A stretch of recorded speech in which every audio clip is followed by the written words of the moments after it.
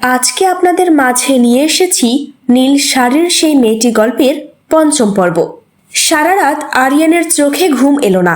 বারবার ফোনের মেসেজটা পড়ছিল সে। যদি সত্যি মেহরিনকে খুঁজতে চাও তাহলে আগামীকাল রাজশাহীর পদ্মা নদীর পাড়ে চলে এসো। কে পাঠিয়েছে এই মেসেজ, কেন পাঠিয়েছে, এসব প্রশ্নের উত্তর তার কাছে নেই, কিন্তু একটা বিশ্বাস তার বুকের ভেতর কাজ করছিল, মেহরিন ওখানেই আছে। পরদিন খুব ভোরে রাজশাহীর উদ্দেশ্যে রওনা হলো সে। জানালার পাশে বসে দূরের আকাশের দিকে তাকিয়ে রইল। তার মনে পড়ছে মেহরিনের প্রতিটা কথা। প্রথম দেখা, বৃষ্টি ভেজা সন্ধ্যা, কফির কাপের আড্ডা, স্বপ্নের লাইব্রেরি, সবকিছু যেন একটা সুন্দর চলচ্চিত্রের মতো ভেসে উঠছে। কিন্তু সেই সুন্দর গল্পের মাঝখানে কেন এত কষ্ট? হয়তো ভালোবাসার আসল মূল্য বুঝতে হলে কিছুটা হারানোর ভয় থাকা দরকার। বিকেলের দিকে রাজশাহীতে পৌঁছালো আরিয়ান। পদ্মা নদীর পাড়ে তখন অসংখ্য মানুষ, কেউ ঘুরতে এসেছে, কেউ ছবি তুলছে। হালকা বাতাস বইছে, সূর্য পশ্চিম আকাশে হেলে পড়েছে, চারপাশে সোনালি আলো ছড়িয়ে আছে। আরিয়ান চারদিকে তাকাতে লাগলো। হঠাৎ তার বুকটা কেঁপে উঠল। দূরে একটা বেঞ্চে বসে আছে একজন মেয়ে, নীল শাড়ি পরা, চুলগুলো বাতাসে উঠছে। মেয়েটা নদীর দিকে তাকিয়ে আছে। আরিয়ান ধীরে ধীরে এগিয়ে গেল। কয়েক কদম দূরে গিয়ে থেমে গেল। তার গলা কেঁপে উঠল, মেহরিন। মেয়েটা ধীরে ধীরে পেছনে তাকালো। আরিয়ানের চোখ ভিজে গেল। এতদিন পর আবার সেই মুখ, সেই মায়াবী চোখ। মেহরিনও অবাক হয়ে দাঁড়িয়ে পড়ল। তুমি? পর মুহূর্তেই তার চোখে জল চলে এলো। তুমি এখানে কেন এসেছো? আরিয়ান মৃদু হেসে বলল, তোমাকে নিতে এসেছি। মেহরিন মাথা নাড়ল। কেন? কারণ তুমি আমার জীবনের সবচেয়ে গুরুত্বপূর্ণ মানুষ। মেহরিন চুপ করে রইল। তার চোখ বেয়ে অশ্রু গড়িয়ে পড়ছে। কিছুক্ষণ দুজনে নীরবে নদীর দিকে তাকিয়ে বসে রইল। পদ্মার ঢেউগুলো যেন তাদের গল্প শুনছে। মেহরিন ধীরে বলল, তোমার আসা উচিত হয়নি। কেন? কারণ আমি তোমাকে ভুলে যেতে বলেছিলাম, আমি পারিনি। মেহরিন মৃদু হেসে বলল, জানো, আমি ভেবেছিলাম কয়েকদিন দূরে থাকলে তুমি আমাকে ভুলে যাবে। আর তুমি? মেহরিন কিছুক্ষণ চুপ করে রইল। তারপর বলল, আমি প্রতিদিন তোমার কথা ভেবেছি, প্রতিদিন। আরিয়ানের বুকটা কেঁপে উঠল। তাহলে কেন চলে গেলে? মেহরিন দীর্ঘশ্বাস ফেলল।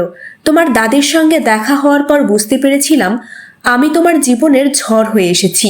আমি চাইনি আমার জন্য তুমি পরিবারের বিরুদ্ধে দাঁড়াও।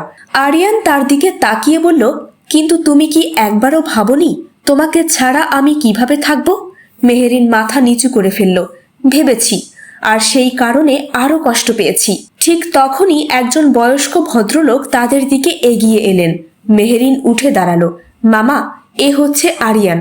লোকটা মৃদু হেসে বললেন, তোমার কথা অনেক শুনেছি বাবা। আরিয়ান ভদ্রভাবে সালাম করল। লোকটা বললেন, মেহরিনকে আমি এখানে নিয়ে এসেছিলাম যেন ও কিছুদিন শান্তিতে থাকতে পারে, কিন্তু আমি জানতাম তুমি একদিন ওকে খুঁজে বের করবেই। আরিয়ান মৃদু হাসল। ভালোবাসা মানুষকে পথ দেখিয়ে দেয় মামা। লোকটা সন্তুষ্ট হয়ে মাথা নাড়লেন। সন্ধ্যা নামতে শুরু করলো। আকাশে লাল আভা ছড়িয়ে পড়েছে। মেহরিন ধীরে বলল, তোমার দাদি কি এখনো আমাকে মেনে নেবেন না? আরিয়ান কিছুক্ষণ চুপ করে রইল। তারপর বলল, জানো, তিনি নিজের ভুল বুঝতে পেরেছেন।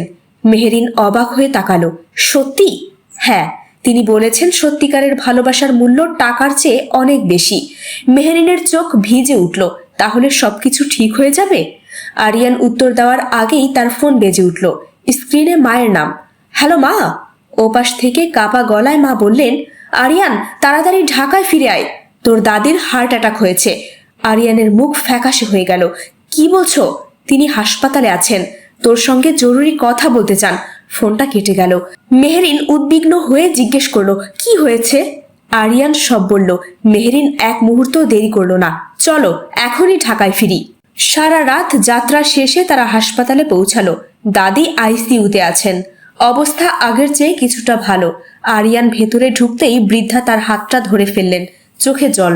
দুর্বল কণ্ঠে বললেন, দাদু ভাই, আমি অনেক ভুল করেছি। আরিয়ানের চোখ ভিজে উঠল। এভাবে বলবেন না। দাদি কষ্ট করে হাসলেন। মেহরিন কোথায়? বাইরে আছে, ওকে ভেতরে আনো। কিছুক্ষণ পর মেহরিন ভেতরে এলো। বৃদ্ধা তার হাত ধরে কাঁদতে লাগলেন। মা, আমাকে ক্ষমা করে দিও, আমি তোমাকে ভুল বুঝেছিলাম। মেহরিনের চোখও ভিজে উঠল।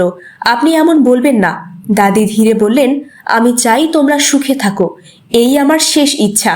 কথাগুলো শুনে দুজনেই কেঁদে ফেলল, কিন্তু তারা জানতো না আরো বড় একটা বিপদ এখনো তাদের জন্য অপেক্ষা করছে। কারণ ঠিক পরদিন সকালে ডাক্তার মেহেরিনের মায়ের রিপোর্ট নিয়ে এমন একটা খবর দেবেন যা আবারও তাদের জীবনকে নতুন মোড়ে নিয়ে যাবে। পরের পর্বে কি হলো সেটা জানতে হলে দেখতে হবে তোমাকে পাওয়ার গল্পটি। তাই ততক্ষণ আমাদের সাথেই থাকুন, সুস্থ থাকুন, ভালো থাকুন। ধন্যবাদ।